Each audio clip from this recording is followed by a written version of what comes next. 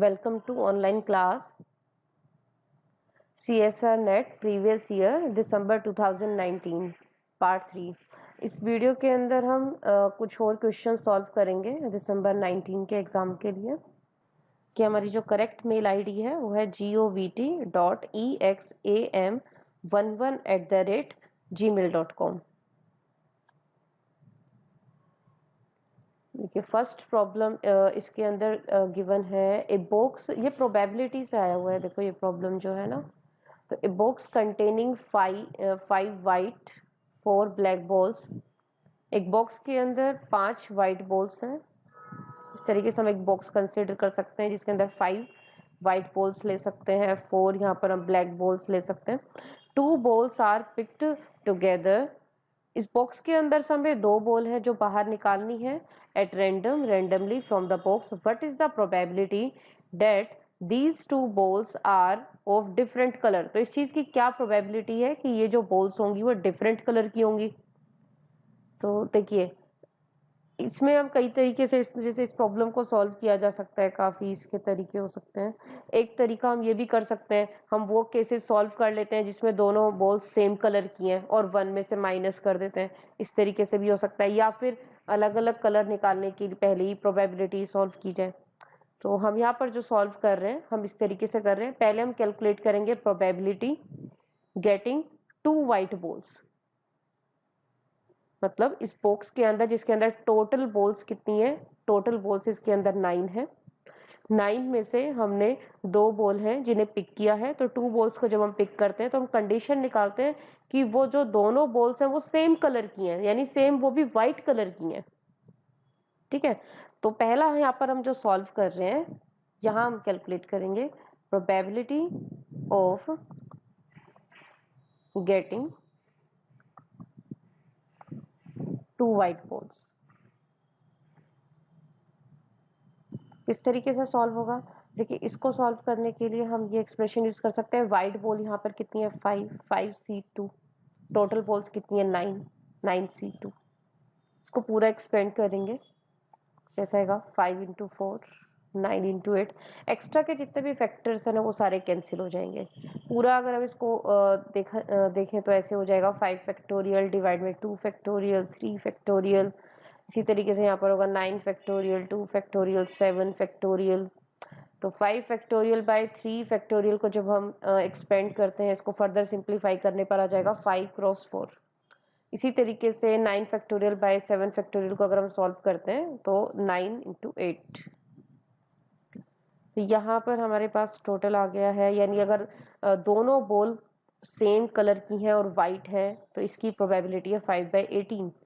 इसी तरीके से हम यहाँ निकाल रहे हैं प्रोबेबिलिटी ऑफ गेटिंग 2।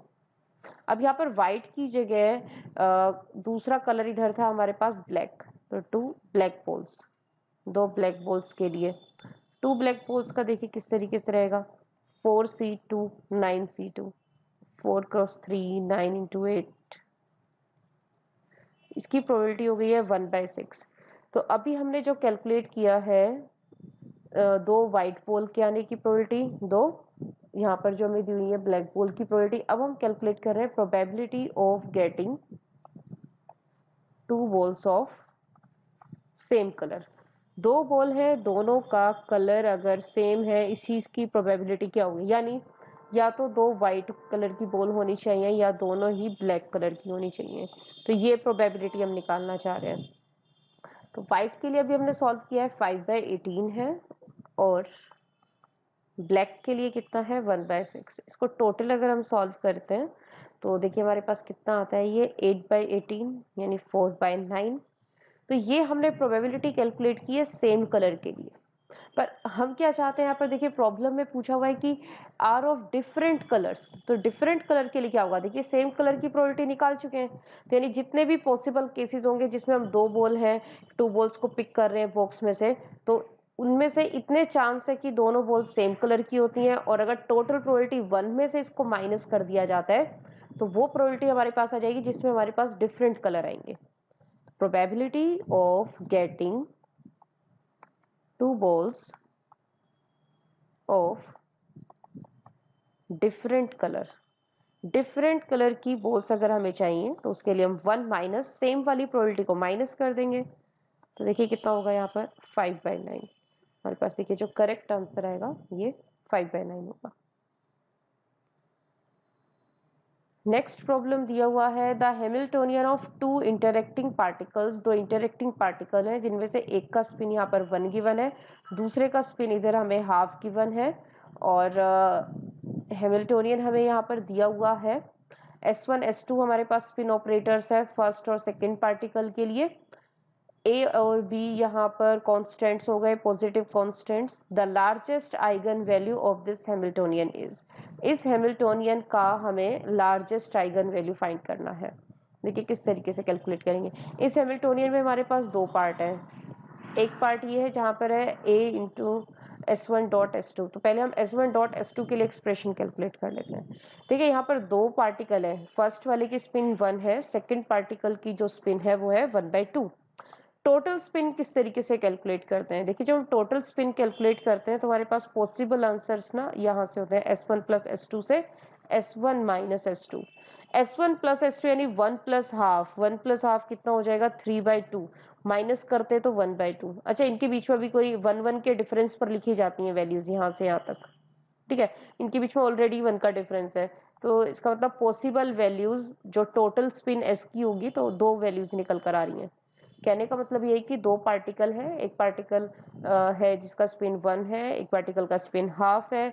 अगर हम इन दोनों की स्पिन का एडिशन करते हैं तो इधर एडिशन करने के बाद दो आंसर्स हमारे पास आ सकते हैं। इन दोनों पार्टिकल्स की स्पिन का एडिशन हमें 3/2 भी दे सकता है और 1/2 भी दे सकता है। डिपेंड करेगा दोनों पार्टिकल सेम डायरेक्शन में स्पिन अलाइन है, अपोजिट में है, किस तरीके से है, ठीक है।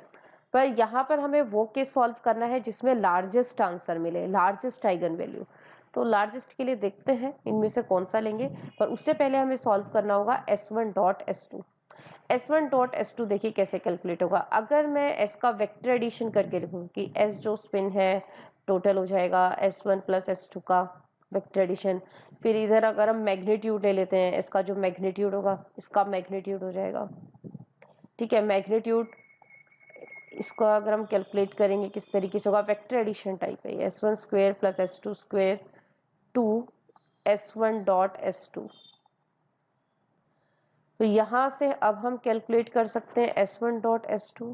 S1 डॉट S2 कैलकुलेट करने के लिए देखिए पहले स्क्वेयरिंग कर देंगे। स्क्वेयरिंग करने पर स्क्वेयर रूट इधर से हट जाएगा और आंसर क्या होगा S स्क्वेयर। S यहाँ पर है टोटल स्पिन, टोटल यानी दोनों स्पिन्स का जो एडिशन है। तो पॉसिबल एडिशन दो, यहाँ पर दो पॉसिबल आंसर्स आ रहे हैं एडिशन से। देखते हैं मैक्सिमाइज करने के लिए इसमें से कौन सा लिया जाएगा। यहाँ पर जो 2 था ये इधर डिवाइड में आ जाएगा। इसको पूरा अच्छे से सॉल्व करेंगे इस तरीके से। ये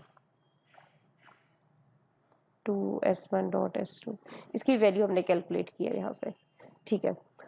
तो अब ये जो S1 डॉट S2 है इसका आंसर मैक्सिमम कब होगा। देखिए इसका आंसर मैक्सिमम तब होगा जब S का आंसर मैक्सिमम होगा, क्योंकि बाकी चीजें तो फिक्स है।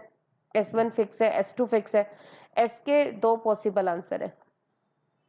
पर S में अब देखिए अगर हम ये आंसर मैक्सिमम चाहते हैं S1 डॉट S2 तो उसके लिए हमें SP S स्क्वेयर जो भी है ये मैक्सिमम होना चाहिए। तो इधर हम लिख सकते हैं 4 S1 डॉट S2 मैक्सिमम। अगर हम इसका मैक्सिमम आंसर कैलकुलेट करना चाहते हैं तो देखिए किस तरीके से रहेगा ये। S1 डॉट S2 का फर्दर एक्सपेंशन कर लेते हैं। तो अभी हम यहाँ पर एक्सपेंड करेंगे ऑपरेटर्स को। देखिए ऑपरेटर्स का किस तरीके से होगा, जब हम S स्क्वेयर ऑपरेटर को ऑपरेट करते हैं स्टेट SM के ऊपर तो यहाँ पर हमारे पास इसका एक्सपेंशन होगा। आइगन वैल्यू जो होगा S स्क्वेयर के corresponding H cross square S into S plus 1।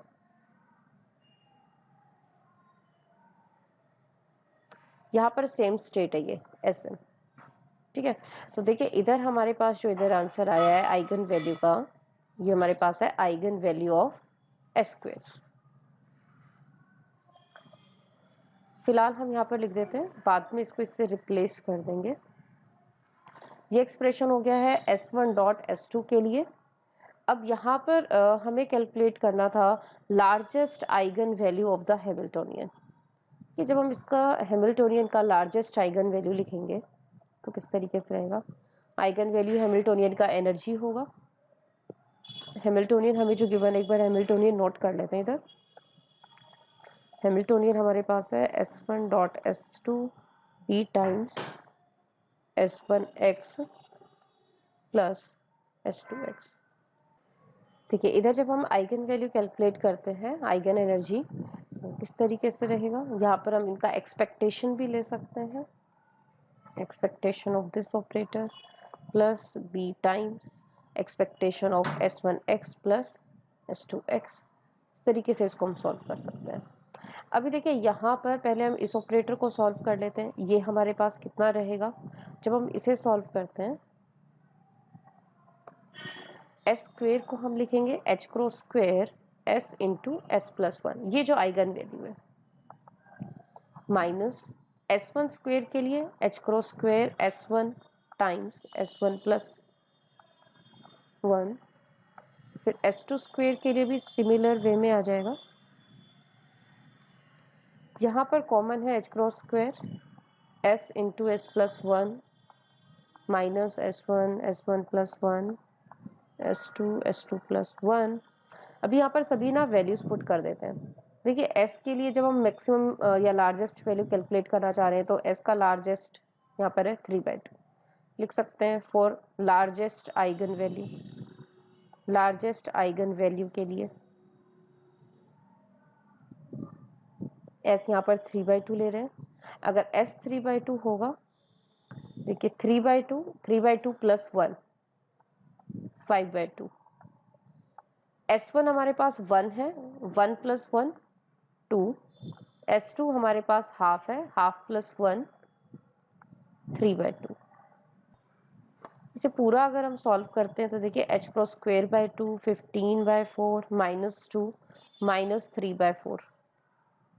15/4 3/4 का अगर हम सॉल्व करेंगे 12/4 हो जाएगा, टोटल 3 हो जाएगा। इन दोनों का सॉल्यूशन टोटल आएगा 3 और ये हो गया 3 माइनस 2 3 माइनस 2 1।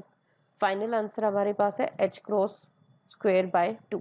अभी देखिए फर्स्ट पार्ट जो हमने सॉल्व किया है वहां से भी हम सीधा आंसर यहाँ पर बता सकते हैं कि देखिए कैसे कि फर्स्ट टर्म भी यहाँ पर देखिए सभी का ना डिफरेंट है। तो हमारे फर्स्ट टर्म का आंसर आया है h क्रॉस स्क्वेयर बाय 2। आगे कांस्टेंट है a टाइम्स।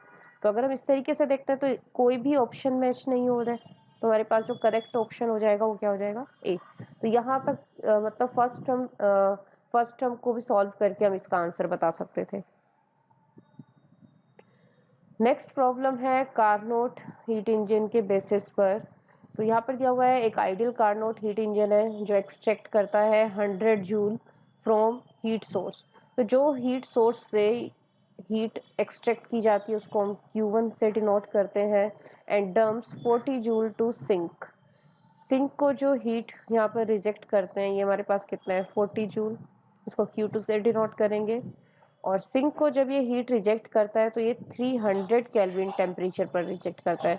सिंक का जो टेम्परेचर है उसको हम T2 से डिनोट कर देते हैं। तो हमें कैलकुलेट करना है T1 सोर्स का टेम्परेचर।